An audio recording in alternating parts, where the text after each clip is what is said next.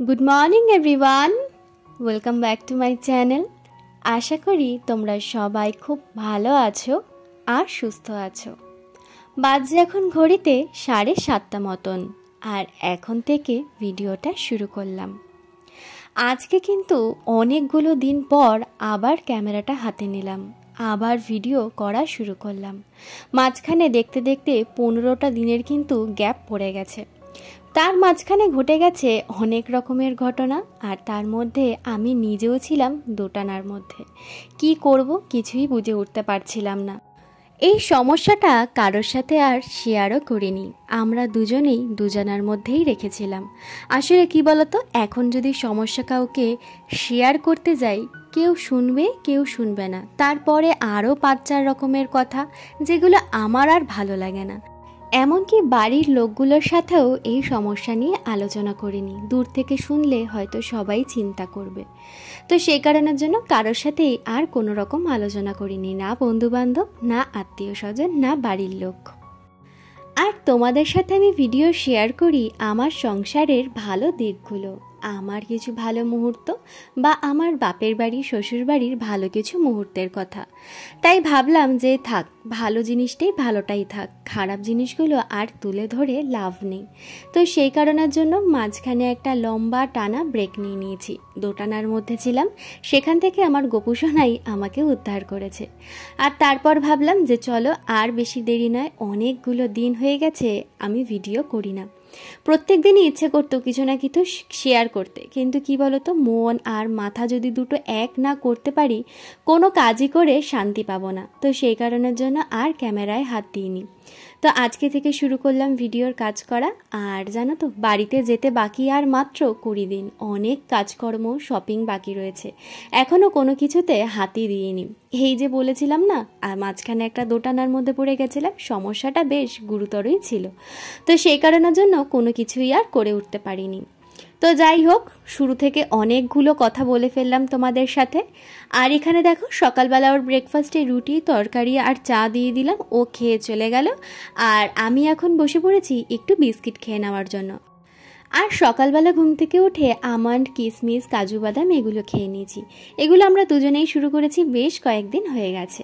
তো যাই হোক, ওখানে আমি খেয়ে নিয়ে চলে এসেছি এখন বাসি বিছানাটা গুছিয়ে নেওয়ার জন্য। বাসি বিছানা বলবো না, কারণ আমি ঘুম থেকে ওঠার সাথে সাথেই বাসি বিছানাটা তুলে ফেলি।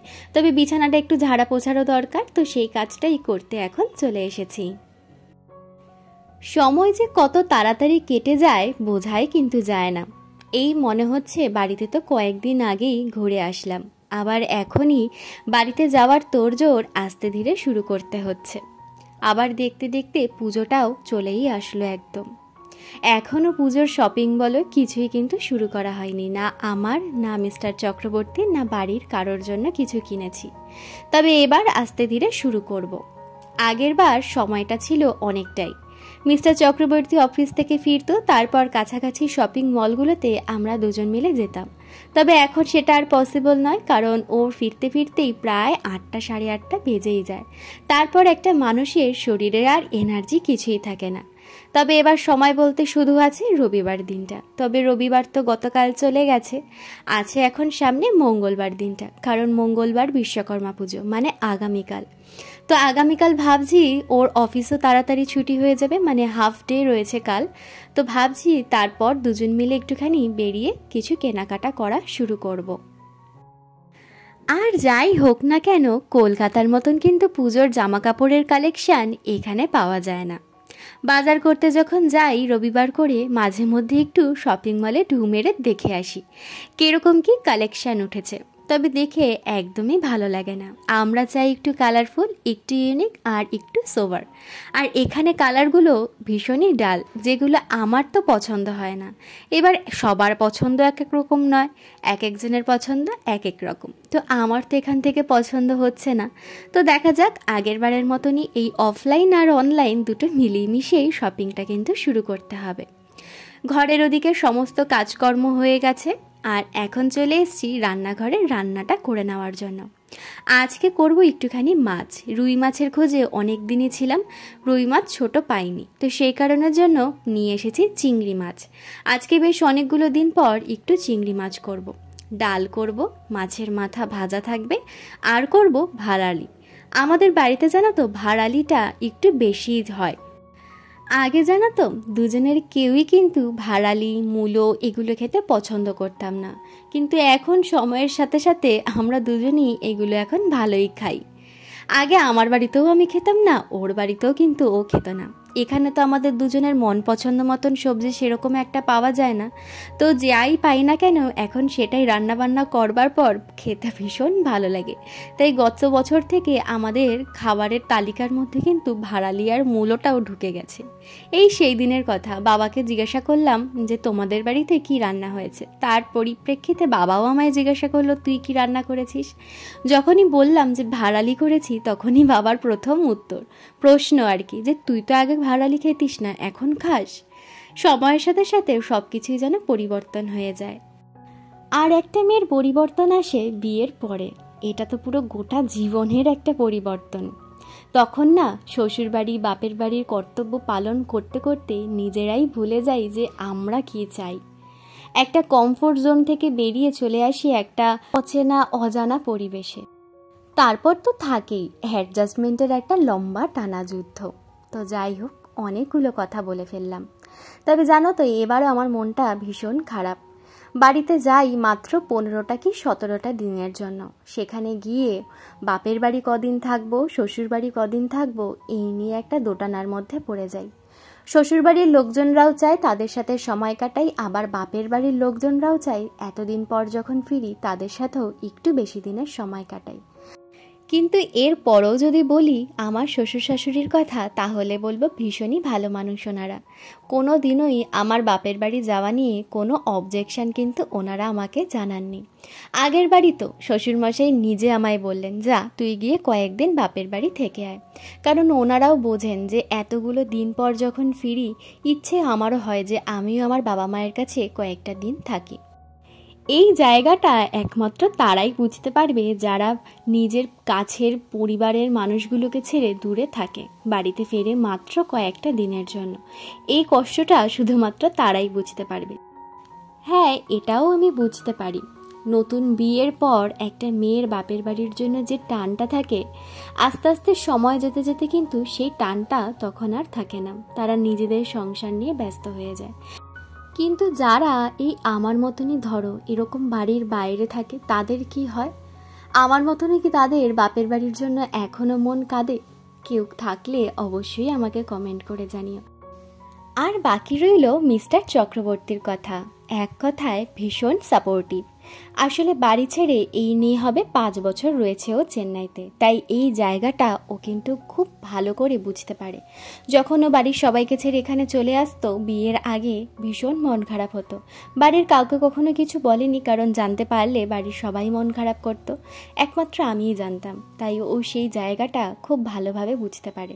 আগে তো 1 সপ্তাহের জন্য ছুটিতে যেত, ওর কিন্তু মন ভরতো না ওই 1 সপ্তাহের ছুটিতে গিয়ে, কিন্তু তখন আর কিছু করার থাকতো না। তো যাই হোক, এখন আমরা দুজনেই এটাই মানি, আমরা দুজন যদি ভালো থাকি তাহলেই সব ভালো, কারণ সংসারটা আমরা দুজন করি। তাই মিস্টার চক্রবর্তী একটাই কথা বলে, আমরা যেটাই ভালো থাকবো আমরা দুজনে সেটাই করব। তো যাই হোক, ওদিকে আমাদের রান্না বান্না হয়ে গেছে, ওর খাবারটাও আমি প্যাক করে দিয়েছি।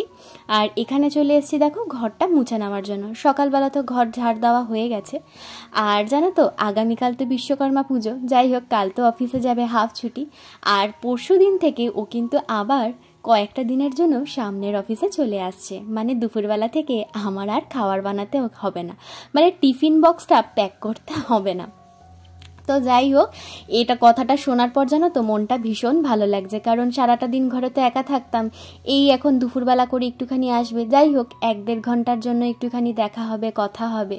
সন্ধেবেলাও আর কি মোটামুটি যেরকম আগে চলে আসতো সেরকমই আসবে। তো এই কথাটা মনে পড়েই ভীষণ ভালো লাগছে। তো এদিকে দেখো আমার সমস্ত ঘরের কাজকর্ম হয়ে গেছে, আর এখন চলে এসেছি উঠোনটা ধুয়ে নেওয়ার জন্য। আর বাইরের ওয়েদারটা কি বলবো, একদম পুজো পুজো ভাব। তবে বেশ 2 দিন ধরে ভালোই গরম পড়েছে।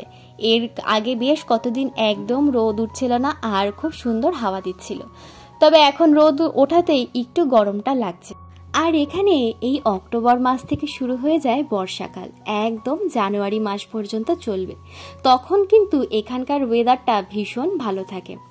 আর কাল তো আমাদের বাঙালিদের বিশ্বকর্মা পুজো, আর এখানেও কিন্তু একটা অনেক বড় ফেস্টিভ্যাল রয়েছে যেটার নাম ওনাম। আগের বছরও হয়েছিল, কিন্তু আগের বছর তো এটা নিয়ে অতটা জানতাম না, তো সেই কারণের জন্য সেরকমভাবে কিছুই দেখতে পাইনি বা ঘর থেকেও হয়তো বেরাইনি। তবে কালকে যেহেতু ওর হাফ ছুটি আর ও তো বললো এমনিতেই বেরাবে, কাল আমরাও বেরিয়ে দেখব এখানে এই ওনামে কি কি হয়। তো যাই হোক, বাইরের কাজ হয়ে গেছে, এখানে কয়েকটা জামা কাপড় কাচাকাচি করবার ছিল। এখন চলে এসেছি ছাদে। ছাদে গিয়ে এখন এগুলো মেলে দিচ্ছি। আর এইমাত্র উঠোনটা ধোয়াতে ধোয়াতে অতটাও কিন্তু রোদের তাপ ছিল না, যেই ছাদে উঠলাম অমনি বেড়ে গেল রোদের তাপটা। এত গরম না, কি বলবো, 2 মিনিটও এই রোদে কিন্তু দাঁড়ানো যায় না। তো কিছু করার নেই, জামা কাপড়গুলো তো মেলতেই হবে। আর পাশের বাড়িটা দেখেছো, দেখতে দেখতে 3 তলা কিন্তু উঠিয়ে দিল ভিতটা। কালকে ভাবছি সমস্ত জামাকাপড়গুলো বের করে একটু রোদে দেব। বাড়িতে যাওয়ার সময় হয়ে এসছে, জামাকাপড়গুলো রোদে দিয়ে একটা দুটো করে কিন্তু ট্রলিতে ঢোকাতে থাকবো। মানে যেই জামাকাপড়গুলো আমরা নেব না সেগুলো তো জানোই, ট্রলির মধ্যে সমস্ত কিছু ঢুকিয়ে রেখে যাই, আবার ঘর থেকে এসে রোদে দিয়ে তারপর আমার জামাকাপড়গুলো পরি। তো সেটাই ভাবছি আগামীকালকে করব। কালকে কোনো তাড়াহুড়ো নেই রান্নাবান্নার, আর ধীরে সুস্থে করা যাবে কাজটা। তো চলো, আজকের জন্য ভিডিওটা এখানেই শেষ করে দিচ্ছি। দেখা হচ্ছে আগামীকাল নতুন আর একটা ভিডিও নিয়ে। ততক্ষণের জন্য সবাই সুস্থ থেকো, ভালো থেকো। আর আমার ভিডিও ভালো লেগে থাকলে অবশ্যই চ্যানেলটা সাবস্ক্রাইব করে দিয়ে পাশে থেকো। তাহলে আজকে এখানেই শেষ করলাম। আর এই দেখো, আকাশটা দেখেছো কি সুন্দর দেখতে লাগছে। আবার মাঝে মধ্যে কিন্তু মেঘও করছে, জানি না বৃষ্টি হবে কি হবে না, তবে দেখে কিন্তু মনটা একদম ভরে গেল। তোমাদের কিরকম লাগলো অবশ্যই কমেন্ট করে জানিও। তাহলে আজকে এখানেই শেষ করলাম, টাটা।